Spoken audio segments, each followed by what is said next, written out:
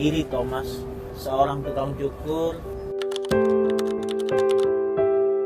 Kehidupan saya semasa kecil dibesarkan oleh ibu saya seorang diri. Semasa kandungan 8 bulan saya ditinggalkan oleh bapak saya. Bapak saya menikah lagi. Saya belum pernah bertemu sama bapak saya. Jadi saya dari kecil sudah nakal banget. Sampai dewasa pun saya masih nakal.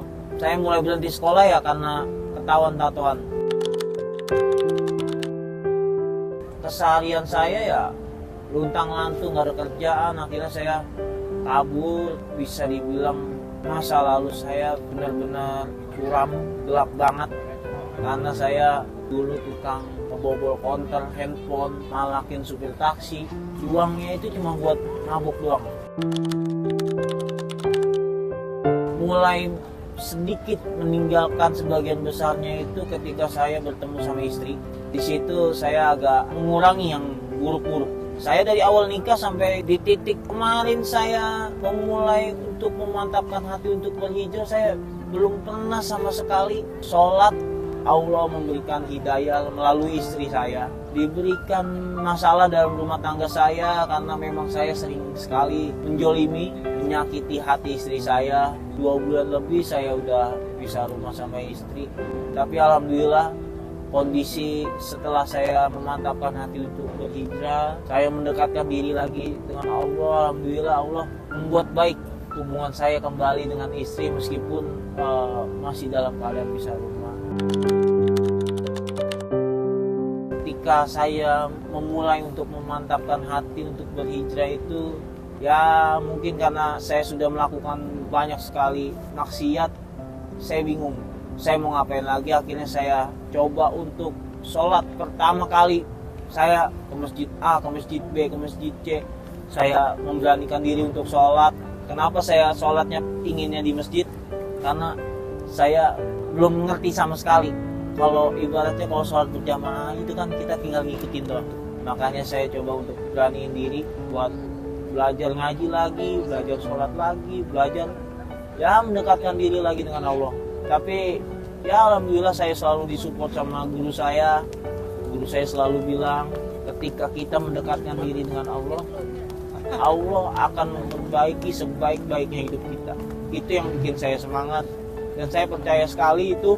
Dan alhamdulillah Allah memperbaikinya pelan-pelan. Allah memperbaiki hubungan saya dengan istri pelan-pelan. Dan tanpa disangka-sangka saya dikasih hadiah bisa berangkat umroh melalui Ibu Julia dan tim umroh bareng yuk.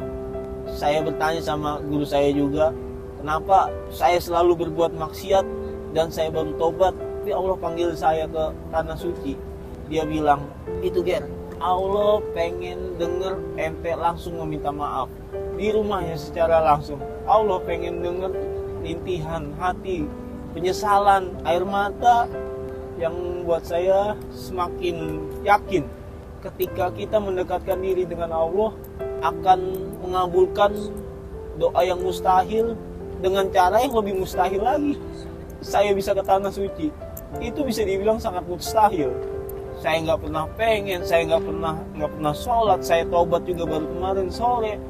Tapi Allah langsung jemput saya pakai mobil, jalan-jalan ke rumahnya. Mesti Allah indah banget. Andai ku tahu kapan tiba ajalku, ku akan memohon. Saya mau mengingatkan dan menitip pesan buat teman-teman yang belum hijrah. Gak usah dengerin omongan orang. Ketika kita berhijrah, kita rajin beribadah, orang bilang, ya nanti jidat lu hitam, ya nanti celana lu cingkrang. Gak usah didengerin, biarin aja. Toh kita juga di akhirat gak ditemenin sama mereka.